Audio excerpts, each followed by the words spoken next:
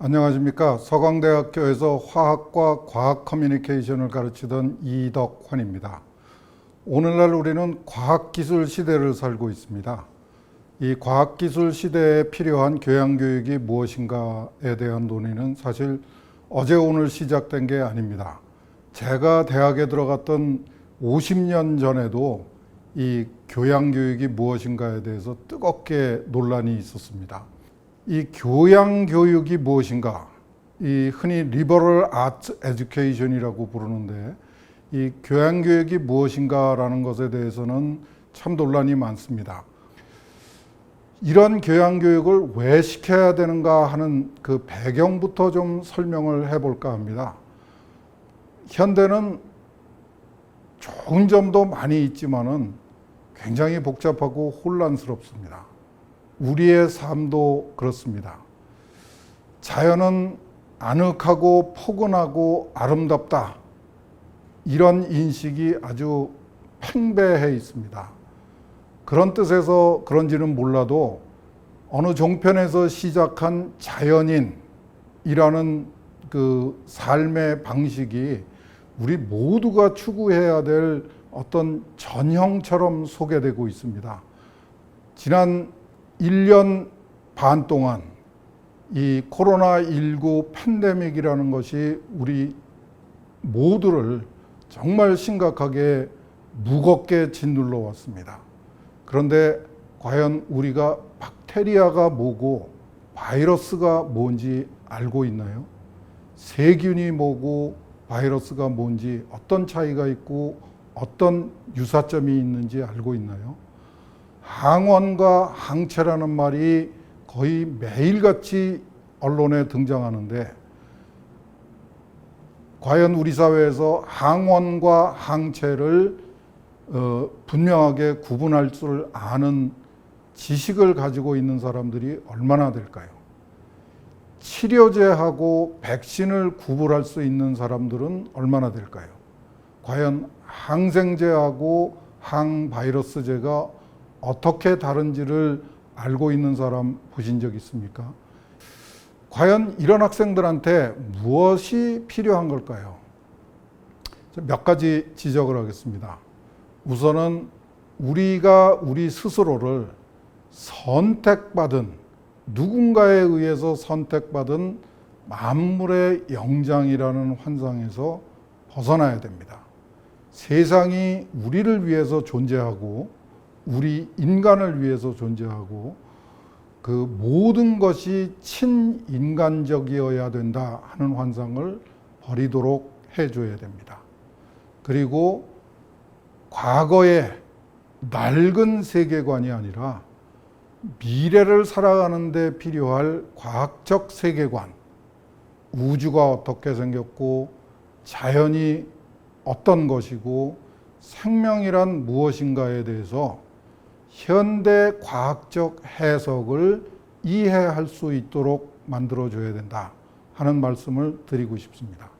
그리고 옛날에 임금님이 뭐를 했고 황제가 무엇을 했고 정승이 무엇을 했는가 하는 단편적이고 파편적인 역사가 아니라 인류가 이 거칠고 위험한 자연에서 야생에서 어떻게 지금에 이르게 되었는가 하는 거대 역사, 빅 히스토리를 깨우치도록 해줘야 된다고 생각을 합니다. 예, 우리 학생들은 과학기술 시대를 살고 있습니다. 이 과학기술 시대를 살기 위해서는 몇 가지 상식이 필요합니다. 양자론과 상대성 이론은 이제 더 이상 물리학자들의 전유물이 아닙니다. 원자가 무엇이고 상대성 이론이 무엇인가 하는 것은 누구나 알고 있어야 되는 상식이고요. 우주가 어떻게 등장을 해서 지금에 이르게 되었는가 하는 것도 상식입니다. 빅뱅 이후에 무슨 일이 일어났느냐라고 물어보면은 신화가 등장했다가 답이라고 그러더라고요. 저도 처음에 이게 무슨 말인가 그랬습니다. 우리 아이들을 이 빅뱅 다음에는 신화가 등장했다라는 이 어처구니 없는 상태로 몰아넣어서는 안 되죠. 주기율표, 이거 뭔지 모르는데 화학자들이 학생을 괴롭히기 위해서 만든 거다. 표준 이론, 힉스 보존, 이건 무슨 해괴망측한 이야기냐. 이렇게 만들어서는 안 됩니다. 진화론을 가지고 지금 그 논쟁을 벌이고 있는 사회는 우리밖에 없다는 이야기가 있습니다. 우리가 학생들한테 가르쳐야 될 현대 과학은 세 가지 요소로 되어 있습니다. 첫째는 과학적 지식입니다. 그 scientific knowledge라고 그러죠. 과학자들이 개발을 하고 과학자들이 이해하고 과학자들이 발전시켜야 될 핵심 요소입니다. 두 번째는 과학적 기술입니다. scientific technology라고 하는 거고 우리가 흔히 기술이라고 부르는 겁니다. 이 기술은 아까도 말씀드렸다시피 우리가 재미로 여가를 활용하기 위해서 만드는 것이 아니고 거칠고 위험한 야생에서 연약한 우리 인간의 생존 가능성을 확대하기 위해서 애써 개발한 결과입니다. 마지막으로 이 과학적 지식이나 과학적 기술보다 훨씬 더 강조해야 되는 게 과학 정신이라고 부르는 겁니다. scientific spirit이라고 부르고 싶은데요. 우리가 흔히 과학적 합리성 이렇게 부르던 것이라고 봐도 크게 틀리지 않을 겁니다. 마지막으로 우리 교육학계의 가장 큰 원로이신 정범모 선생님이 어느 강연에서 말씀하신 홍익인간의 의미를 좀 같이 나누어 보고 싶습니다. 이 홍익인간은 교육기본법에 명시되어 있는 우리나라 교육의 가장 중요한 핵심 목표입니다. 이 홍익인간이라는 말이 21세기하고 안 어울리는 것 같아서인지 자꾸 사라져가고 있는데 홍익인간은 이렇게 정의가 됩니다. 지정의체를 고루 갖춘 전인, 남과 공공을 생각하는 공인, 장인정신과 창의력을 가진 생산인, 스스로 책임과 자유를 행사하는 자율인, 그리고 마지막 정리가 깁니다.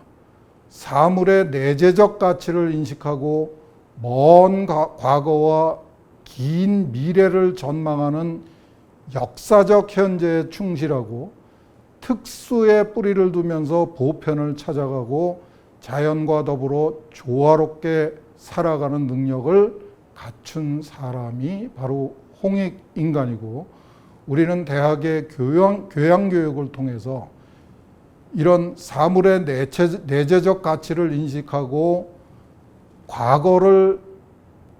과거에서 시작해서 미래를 전망하는 데 충실하고 보편을 지향하고 자연과의 조화로운 삶을 살아갈 수 있는 능력을 가진 사람을 길러내야 됩니다. 바로 이런 사람을 저는 기사라고 부르고 싶습니다. 이제 제 강의를 정리하겠습니다. 21세기 과학기술 시대를 살아가는 대학생들을 위한 교양교육은 문사철로는 만족할 수 없습니다. 문학, 역사, 철학 중요합니다. 그런데 그것만으로는 턱없이 부족합니다. 특히 음양오행설 기반의 철학과 사상은 획기적으로 업데이트하고 업그레이드 해야 됩니다. 문과와 이과의 구분은 반드시 극복해야 됩니다. 이거는 도저히 과학기술 시대가 용납할 수 없는 현대판 이원론이고 반드시 폐지되어야 됩니다. 그리고 인간과 자연에 대한 현대 과학적 이해가 교양교육의 핵심이 되어야 되고요. 인류의 역사와 미래에 대한 비관적이고 패배주의적인 인식은 더 이상 용납할 수 없습니다. 그러기 위해서는 현대 과학적 세계관이 필수입니다. 이거는 선택의 대상이 아닙니다. 현대의 교양교육은 과거 지향적이 아니라 미래 지향적인 과학정신과 그리고 기술의 수용성 확대를 위한 것이다. 이렇게 분명하게 목표를 설정해야 된다고 생각을 합니다.